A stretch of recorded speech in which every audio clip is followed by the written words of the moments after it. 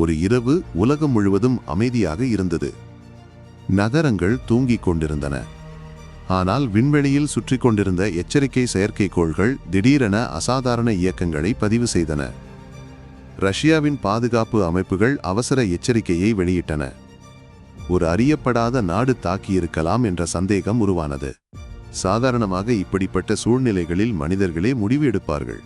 ஆனால் மிகவும் மோசமான சூழ்நிலைக்காக உருவாக்கப்பட்ட ஒரு ரகசிய அமைப்பு இருந்தது, டெட் ஹேண்ட் சிஸ்டம்.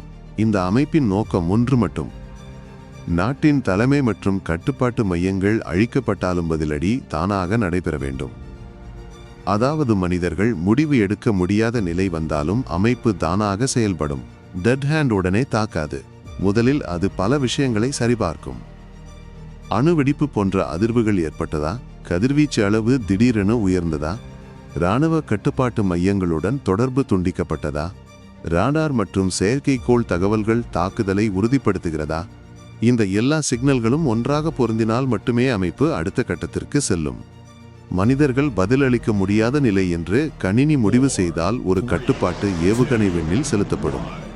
அந்த ஏவுகணை நேரடியாக தாக்குவதற்கல்ல, அது வானில் சென்று ரஷ்யாவின் மற்ற ஏவுகணை மையங்களுக்கு கடைசி கட்டளையை அனுப்பும், பதிலடி தொடங்கு என்று. இந்த என்டையர் செயல்முறை சில நிமிடங்களிலேயே நடக்கலாம். அதனால்தான் டெட் ஹேண்ட் உலகின் மிகவும் பயமுறுத்தும் பாதுகாப்பு அமைப்பாக கருதப்படுகிறது. ஆனால் உண்மை என்ன தெரியுமா? இந்த அமைப்பு உருவாக்கப்பட்டதே போரை தொடங்க அல்ல, போர் நடக்காதபடி பயத்தை உருவாக்கத்தான். ஏனெனில் எதிரி நாடு தாக்க நினைத்தாலும் பதிலடி தவிர்க்க முடியாது என்ற எண்ணமே போரை தடுக்க வேண்டும் என்பதே அதன் நோக்கம்.